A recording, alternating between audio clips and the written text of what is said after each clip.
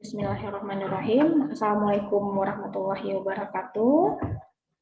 Waalaikumsalam warahmatullahi wabarakatuh. Oke,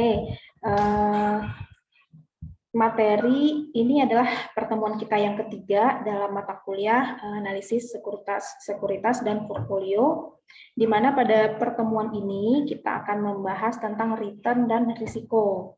Nah, untuk slide presentasi, sebagaimana sudah saya informasikan bahwa slide dapat di-download di ruang materi yang sudah ada, yang slide yang ada perhatian soalnya maksudnya.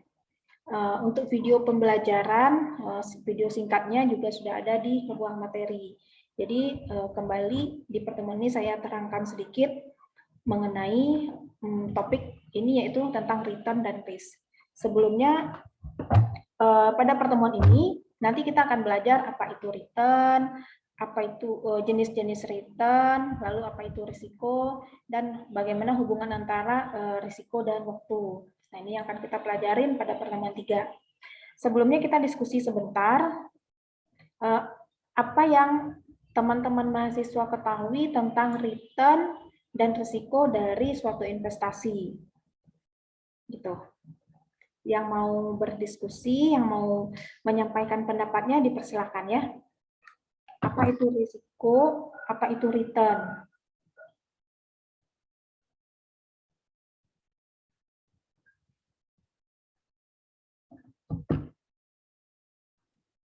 Ada yang mau menyampaikan pendapatnya? Kalau return itu Siapa keuntungannya ini? Elsa ya? Oke, ya. Elsa, silakan Elsa. Kalau return itu keuntungannya bukan sih, Bu? Ya, kalau return itu adalah tingkat keuntungan yang bisa diperoleh dari suatu aktivitas investasi. Kalau risiko apa?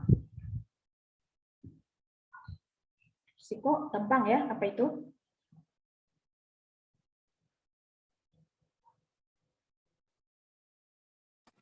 Kemungkinan untuk mendapat rugi gitu nggak sih Bu, resiko itu? Ya, bisa. Risiko itu adalah sesuatu yang tidak disukai ya oleh investor, karena risiko itu bisa menyebabkan kerugian. Nah, ini kita dalam berinvestasi itu selalu dihadapkan kepada dua hal, yaitu return, berapa tingkat keuntungan yang akan kita peroleh, dan bagaimana risikonya. Nah, ini nanti akan terkait dengan pribadi kita juga.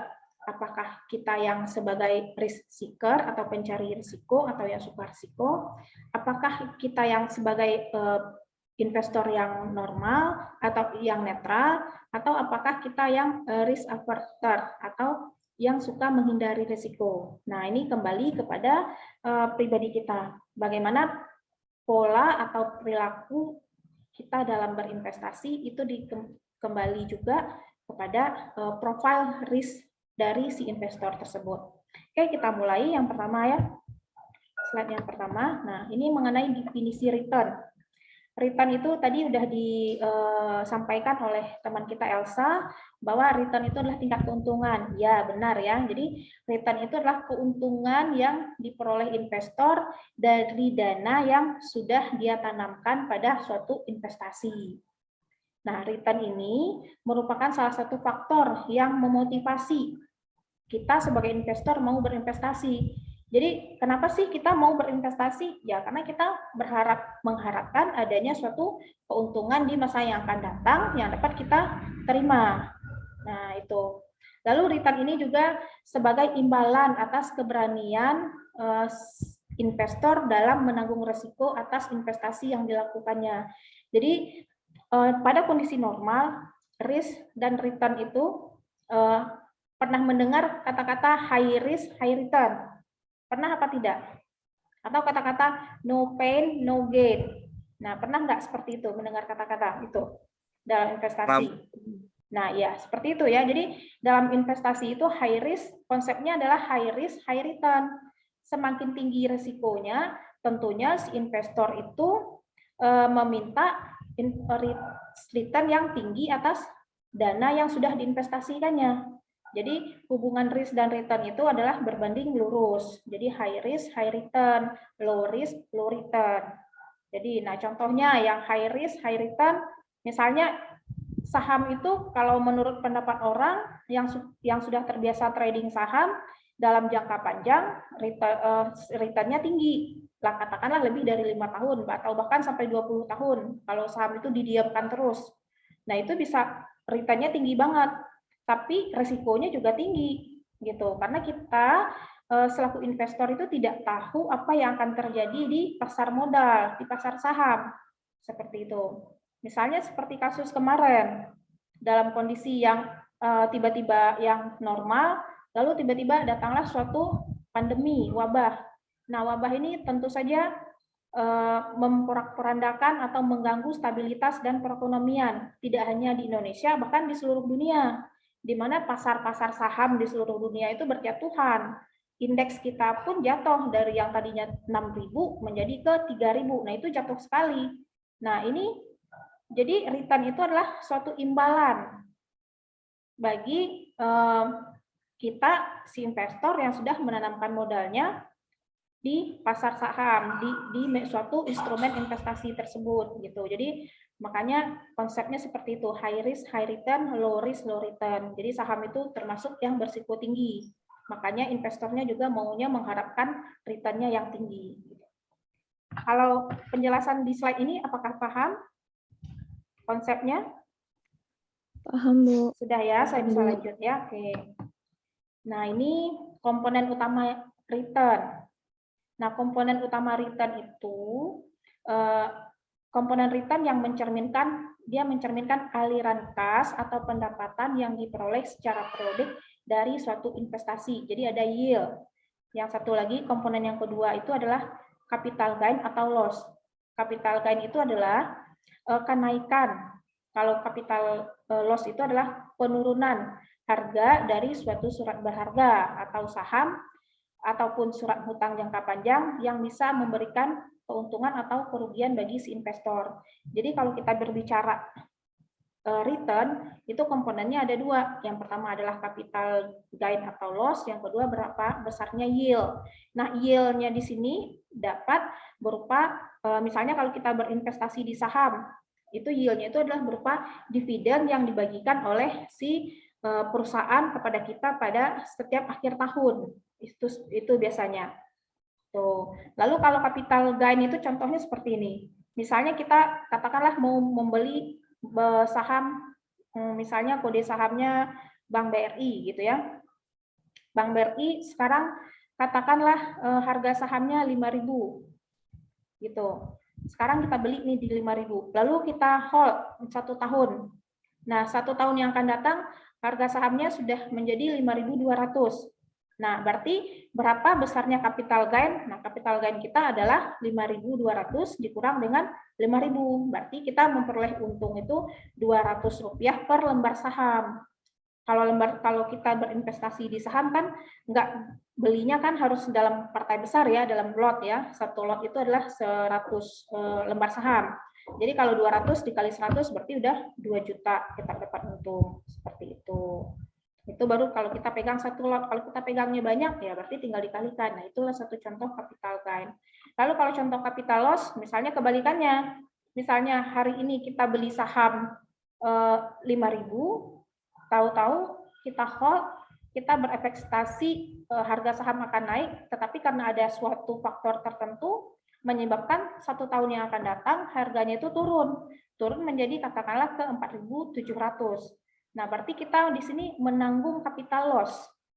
Capital loss kita berapa? Berarti 5.000 dikurang 4.700. Berarti kita loss Rp300 per lembar saham. Dikalikan berapa banyak lembar saham yang kita punya. Nah, itulah total dari capital loss kita.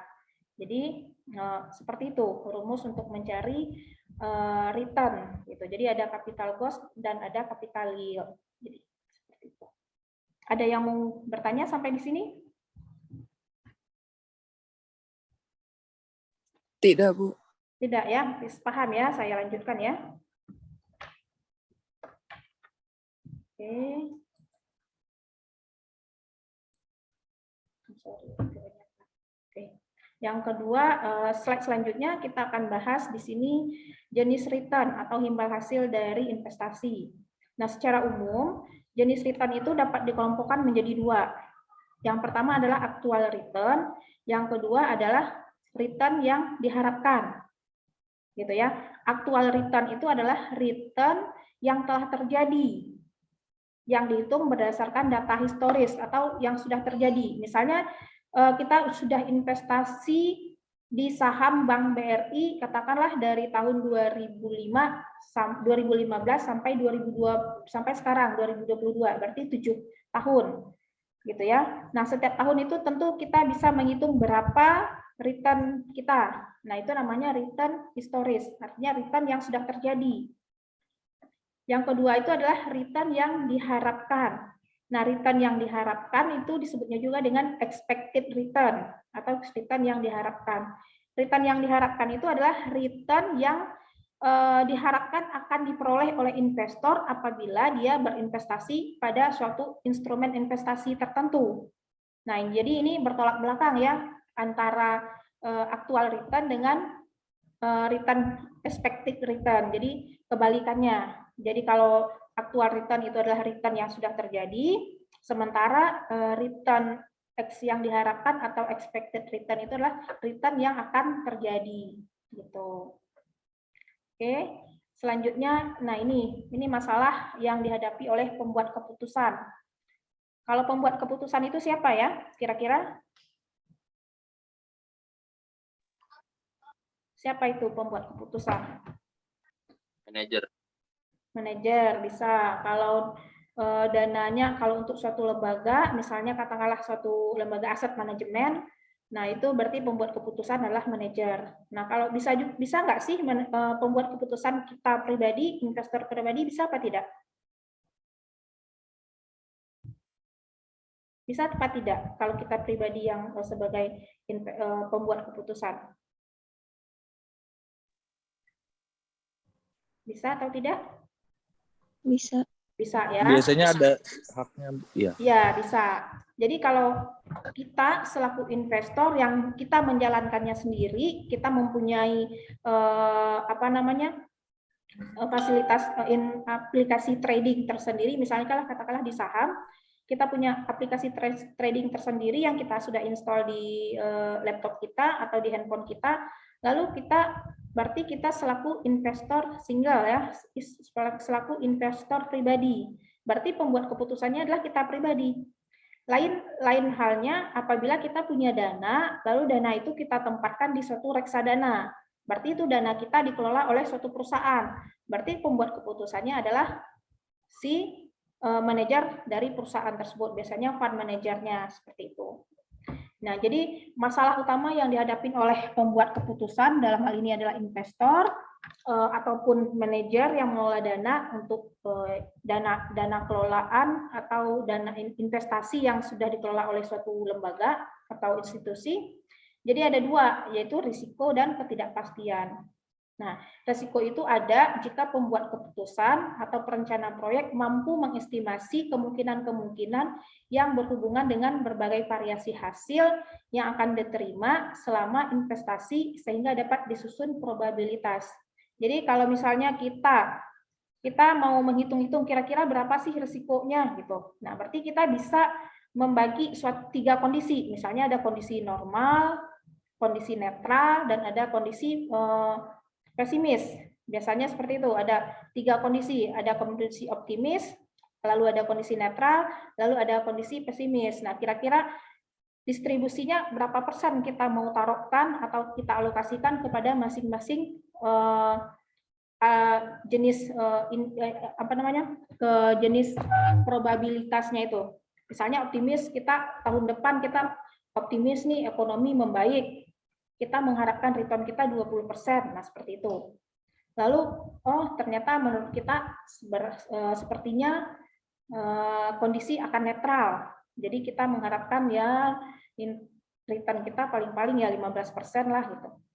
Lalu, adanya sekarang isu perang Ukraina sama Rusia, kemungkinan tahun depan itu perangnya akan mau menyebabkan suatu gejolak di perekonomian dunia. Nah, seperti itu ya mungkin kondisinya pesimis. Jadi mungkin berapa sih kira-kira return kita ya? Kita berarti turunkan lagi. Misalnya yang tadi 15% pada kondisi netral, mungkin kita turunkan menjadi 10% atau 8%. Nah, itu resiko. Jadi resiko itu kita bisa hitung probabilitasnya. Gitu.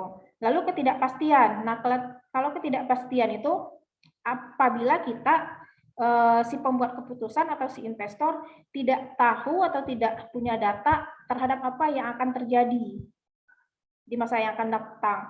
Seperti contohnya kasus kemarin itu COVID kan tidak ada ekonom yang sudah memprediksikan bahwa akan terjadi suatu wabah yang mengganggu perekonomian dunia. Nah, seperti itu. Itu namanya ketidakpastian.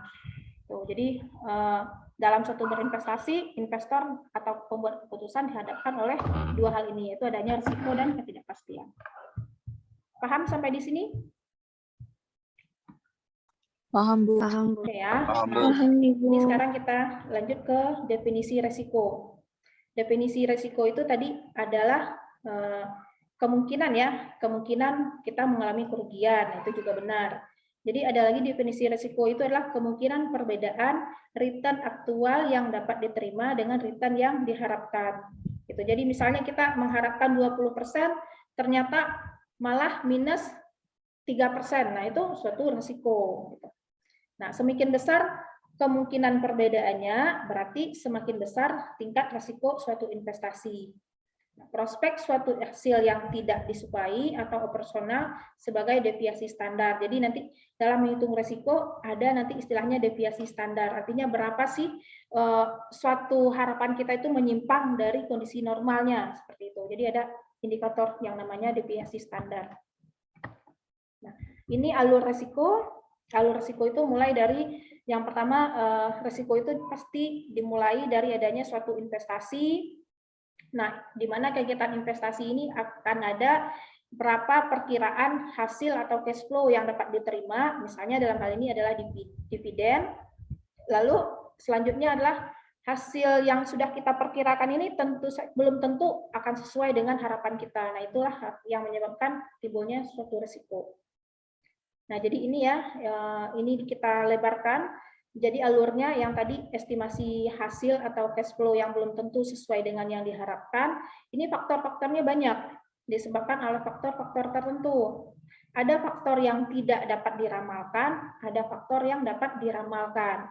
Kalau yang tidak dapat diramalkan itu namanya ketidakpastian, sementara kalau faktor yang dapat diramalkan itu namanya risiko. Yang tadi contohnya kita misalnya dapat meramalkan suatu kondisi tahun depan ada kondisi optimis, netral, atau pesimis. Nah, itu kita bisa meramalkan. Nah, itu namanya risiko. Tapi kalau kondisi itu tidak dapat diramalkan, contohnya kayak kasus COVID, lalu ada perang Ukraina nanti misal. Nah, itu contohnya adalah itu yang dinamakan dengan ketidakpastian. Paham ya?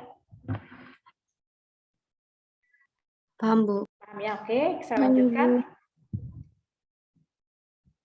Nah, ini jenis risiko. Jenis risiko itu ada dua. Nah, jenis risiko itu ada dua. Yang pertama adalah non-sistematik. Ini disebut juga dengan unsystematic risk, atau risiko yang dapat dihilangkan dengan melakukan diversifikasi. Biasanya disebut juga dengan diversiable risk. Jadi kalau misalnya ketemu istilah risiko non-sistematik atau unsystematic risk atau diversiable risk itu sama maksudnya. Jadi pada non-sistematik ini risiko itu dapat dihilangkan atau diminimalkan dengan cara kita melakukan diversifikasi. Nah, contohnya diversifikasi di sini adalah pernah mendengar kata-kata atau slogan jangan taruh telur dalam satu keranjang. Pernah dengar?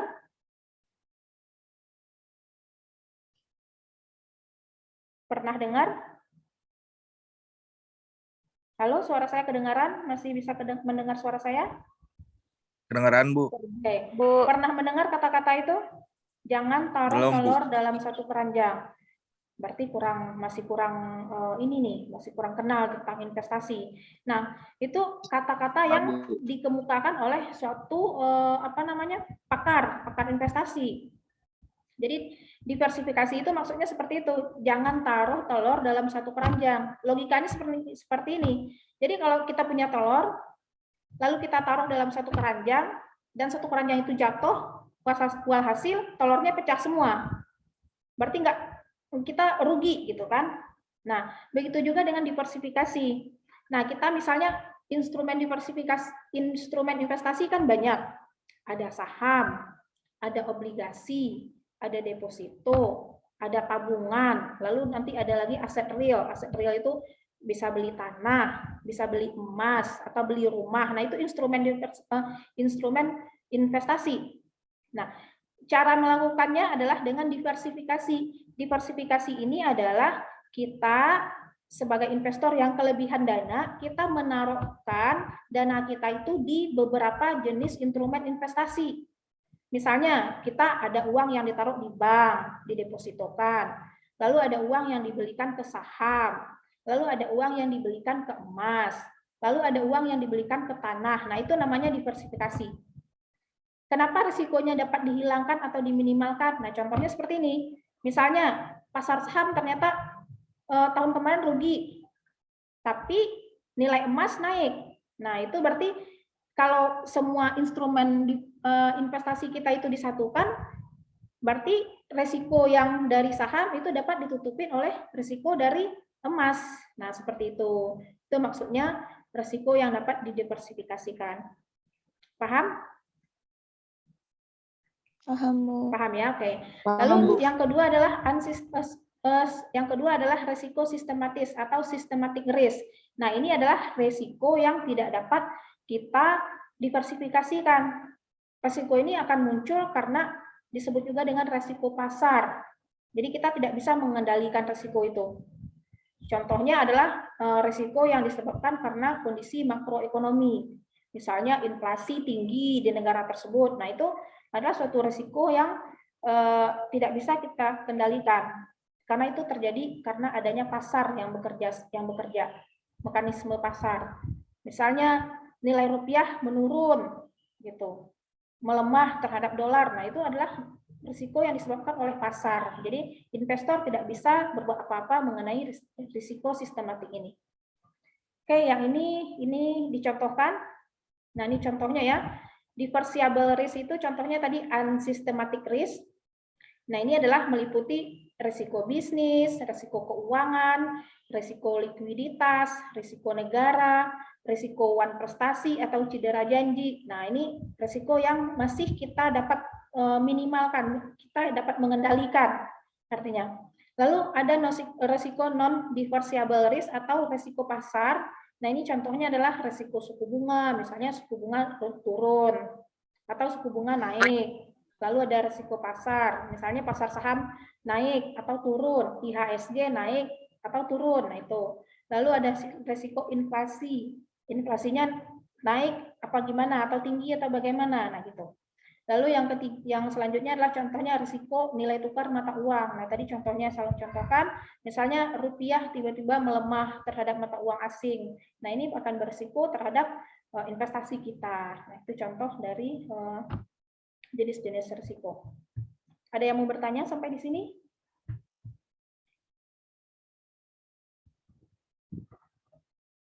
Paham?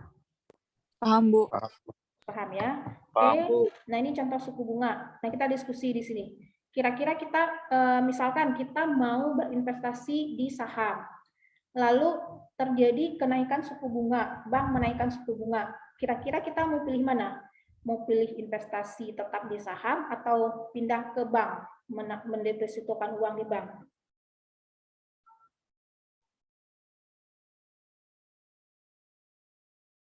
Yuk kita diskusi dulu.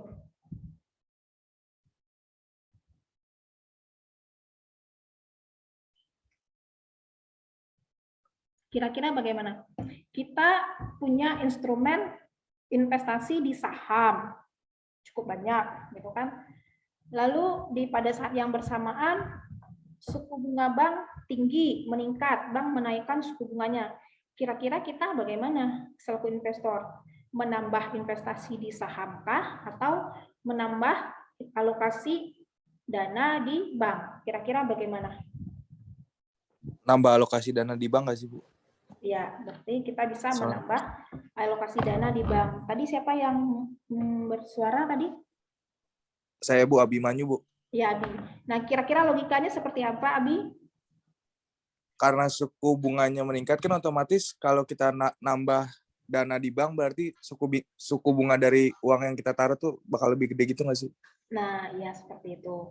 Jadi, nah itulah risiko-risiko yang tidak dapat kita kendalikan gitu. Yang tadinya kita sudah saham, di saham berarti otomatis pasar saham akan turun ya.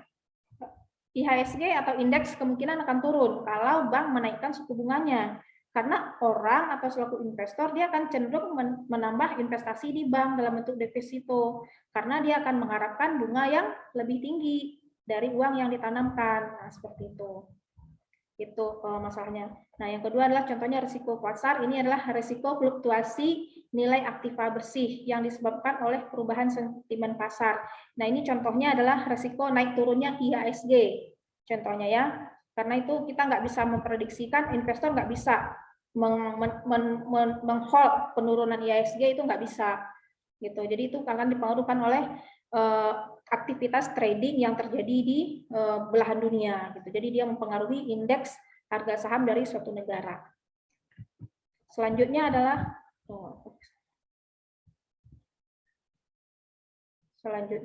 nah risiko inflasi. Nah inflasi itu berhubungan dengan daya beli ya. Ini umumnya terjadi apabila harga-harga mengalami kenaikan biasanya. Biasanya investasi itu akan tinggi. Jadi ini akan juga mempengaruhi arus kas yang akan kita terima, yang akan diterima oleh investor di masa yang akan datang.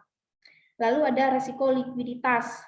Resiko likuiditas itu muncul akibat kesulitan menyediakan uang tunai dalam jangka waktu tertentu. Nah, misalnya contohnya adalah kita berinvestasi dalam asuransi.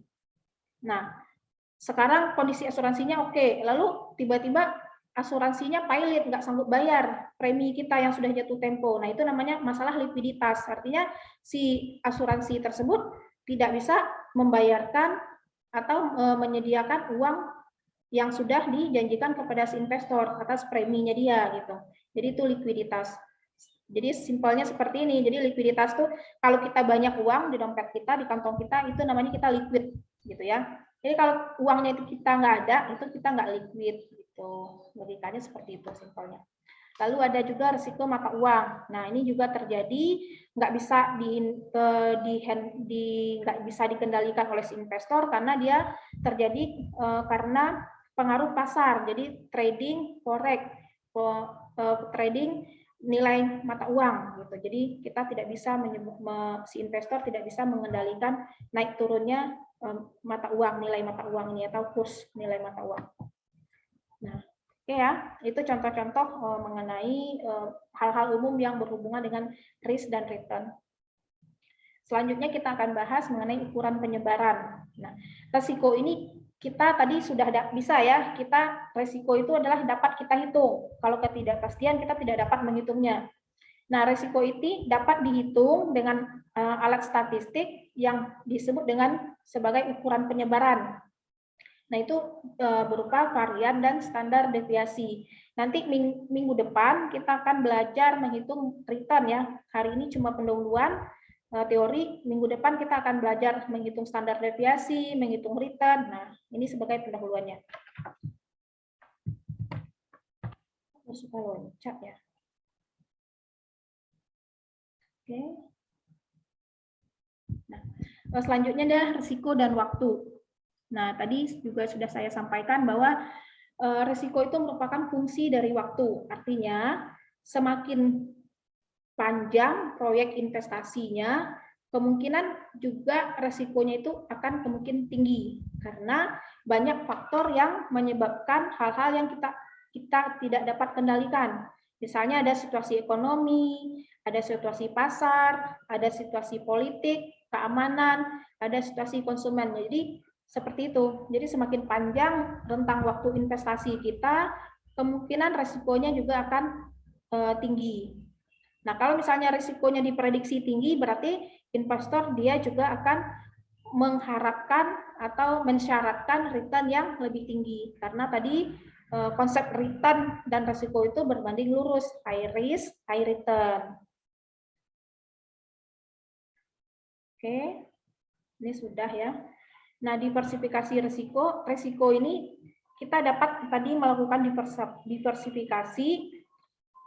Diversifikasi itu artinya adalah menaruh investasi kita pada berbagai jenis instrumen investasi atau disebut juga dengan sekuritas.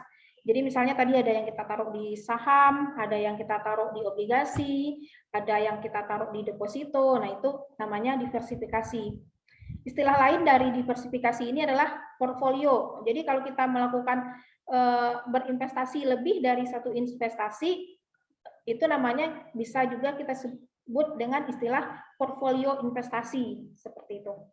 Nah, risiko itu terdiri dari ada risiko khusus perusahaan, lalu ada risiko yang dapat didiversifikasikan, ada risiko yang berhubungan dengan pasar, dan ada risiko yang tidak dapat didiversifikasikan. Nah, ini tadi sudah kita bahas ya.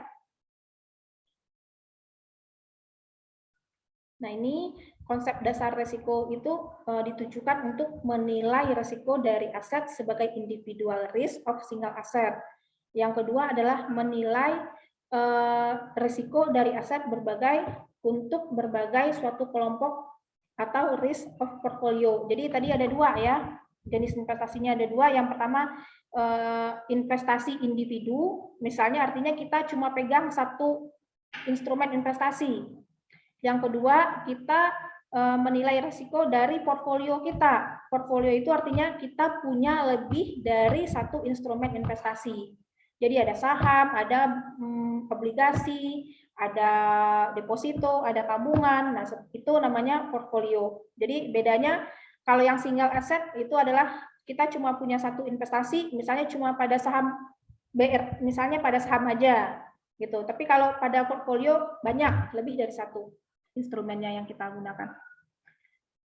Nah, ini mengenai preferensi investor terhadap risiko. Tadi juga sudah saya singgung sedikit bahwa investor itu ada yang risk averter, atau itu adalah yang tidak menyukai risiko. Dia atau menghindari risiko. Yang kedua ada netral, dan yang ketiga adalah risk seeker. Risk seeker ini adalah investor yang suka terhadap risiko atau dia pencari risiko. Biasanya yang tipikal risk seeker ini itu banyaknya trading di saham atau forex. Tapi kalau investor yang risk averter, yang tidak menyukai risiko, biasanya lebih cenderung untuk menyimpan uangnya dalam bentuk yang aman, misalnya deposito gitu, yang pasti udah dapat untung gitu, seperti itu. Gitu ya. Jadi ini tipikal atau preferensi investor terhadap risiko. Nah, ini oke, materinya sudah selesai ya. Selanjutnya rekan-rekan mahasiswa bisa mengerjakan latihan soal yang ada di akhir slide dan diposting jawabannya di MyBase ya. Untuk ruang jawabnya sudah saya siapkan. Ada yang mau ditanyakan tentang materi ini?